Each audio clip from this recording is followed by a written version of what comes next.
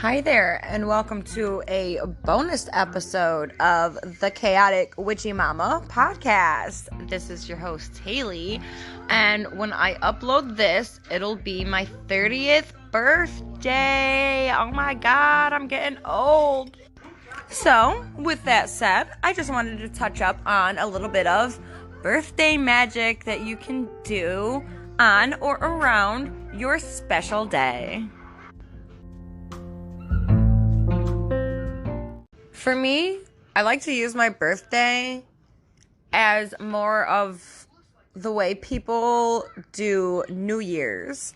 So, this is about the time that I do the whole reflecting on last year and what do I want for next year. Plus, it's February 19th. So, my birthday is pretty early in the year anyway. So, yeah, it's close enough to the new year that it's fine anyway. So, this is a good time to do a yearly tarot pull. This is where I do anywhere from 3 to 6 cards, give or take, asking about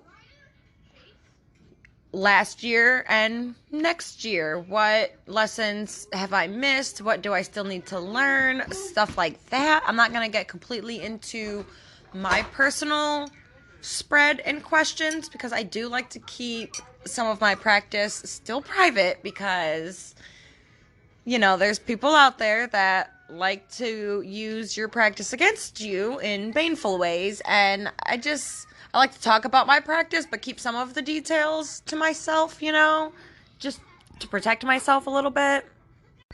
And with that said, that leads into the next thing, protection magic. I do my yearly protection ritual around my birthday as well. I have, let's say, a little servitor set up, and I like to do a yearly feed and then like a maintenance for them.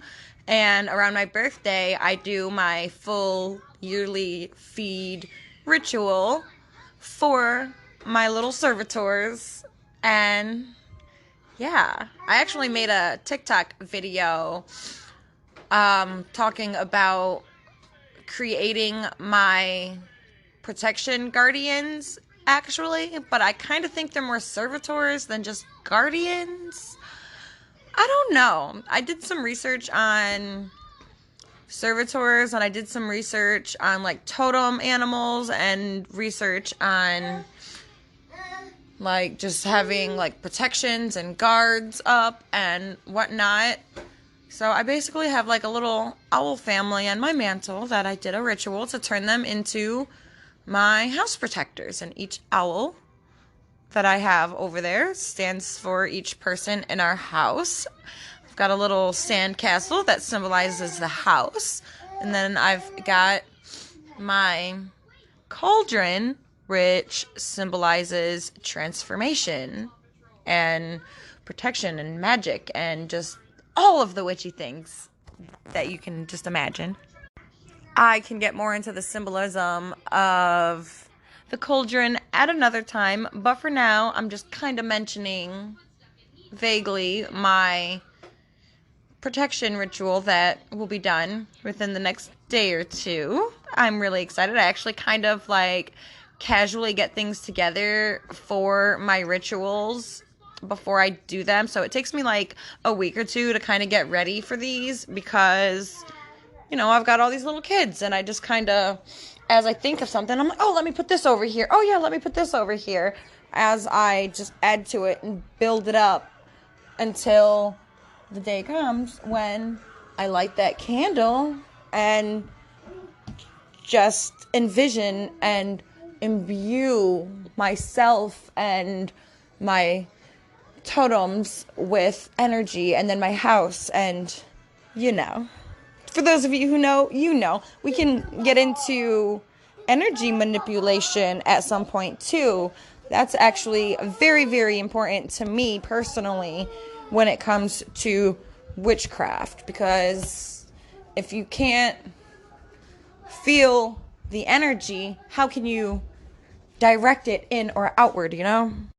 So that's probably the most ritualistic thing that I will do, but most of that's already kind of set up, where now all I have to do is light the candle and sit with it and do the meditation part. I will probably this is probably when I will pull my tarot cards for the year that I was talking about. I'll journal about them, and I'll just kind of sit and reflect on what comes to me, right? Also, before I do light that candle and start this official ritual, I will also have a spiritual cleansing bath. I have a homemade bath salt mixture that I will use. It's basically Epsom salt, Himalayan sea salt, lavender buds, and rose petals. That's it. It smells amazing all on its own, and I love it. With that said, with the petals and the lavender buds, I like to take basically a kitchen strainer upstairs with me, and I just kind of strain the top of the water before I pull the plug to get the flowers out of the water so it doesn't go down the drain. Some people put it in little mesh bags or just near them or whatever. I really like the flower petals floating in the water with me. It's just something about it is amazing. I also like to do like a sound bath at the same time. So I will turn on super calming like meditation music, super loud, directly next to the bath, and I will kind of let it charge like that while I'm running the bath. I'll turn it on like super hot, and I'll get all my stuff ready for it, and then I'll turn on the water or turn on the sound and put it by the bath, and it's like a frequency cleanse and a frequency charge for the tub. So it like charges the water with whatever sound you're looking for, right? So you can get sound for stress relief. You can look up the sounds for clearing your mind, for opening chakras, for whatever, you know. You can just go on YouTube and be like meditation music for, and you'll find it. You know, all of like the different hertz are supposed to put you in different like mindsets. So you can pick and choose what your intention is and pick a sound and or herbs to go along with that. For me, I kind of like the lavender and the rose petal mixture that I made. I actually love it, along with the Himalayan salt, because for me, it's about, my baths are for self-love, you know. The salt draws out all the toxicity, and the lavender just calms my soul, and the rose just brings love back into my heart, and the Epsom salt, it's all just magic, okay? It's all magic. Try it. Listen, y'all, I know I'm a little weird. Just go with me, all right? Just go with it. This is the me that I am trying to share with the world because I like me and I want to show me. And I think you need to like you and show you too. That's another thing that birthdays should be for. This wasn't even going to be part of this. This wasn't in my notes that I was going to talk about, but it just kind of came to me. Yeah, self-love. Love you, man. Be yourself. Who cares? No more suppressing your thoughts, feelings, emotions. No more suppressing your behaviors. Well, maybe some of your behaviors. Because, you know, we all are working on things that we know we should do better. But, I mean, a lot of the things that we suppress is just because we're scared people aren't going to like us for it. And that's not fair to us. That is so not fair to you and yourself. And the more I pull myself out of, I don't know, the hole I dug myself into or something, because I lost myself a lot with these kids, you know, and the more I pull myself out of whatever funk I've been in, the more I just feel gratitude and love. And it's so much easier to feel love, like to receive love when you give it. And that's something that I keep having to practice because I have an issue of expecting it before I give it. And that's just something that I know I need to do all on my own.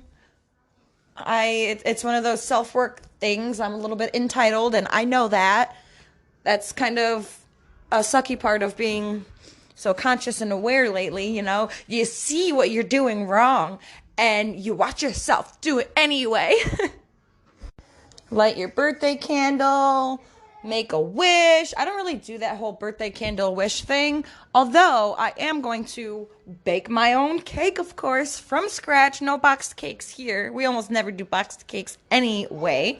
I'm going to make my own cake from scratch, and I'm going to add all the extra protection, you know, when I crack them eggs in there. Eggs are highly symbolized in protection and fertility, just so y'all know. But I don't have to worry about fertility because I got my tubies tied.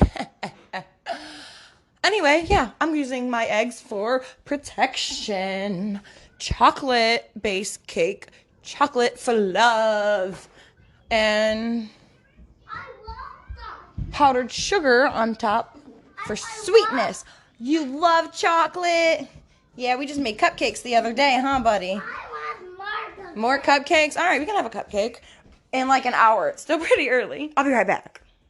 But basically, any kitchen magic could be added into whatever you're doing for your birthday, you know? Because a lot of times, like I said, I'm going to make my own cake. I could be having like a dinner, have people over, you know, all that jazz. Which actually we are going to have a bunch of people over. And I'm not doing nothing except making my own cake and probably drinking some wine. And that's what I'm doing for my birthday. On my actual birthday, people are going to be over. I'm going to be walking around, hanging out, sipping some wine. And it's going to be fun. And when everyone leaves, I'm going to light that candle I was just talking about because I've got my little ritual set up over there for my guardians. My son loves candles.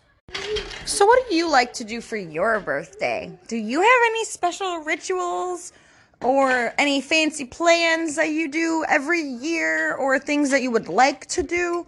Let me know. Okay, so that's all I have for now, and I look forward to hearing back from you guys. You can find me on TikTok at @chaoticwitchymama. You can find me on Instagram at @chaoticwitchymama, and you can also email me at thechaoticwitchymama@gmail.com. I look forward to hearing from you, and until next time.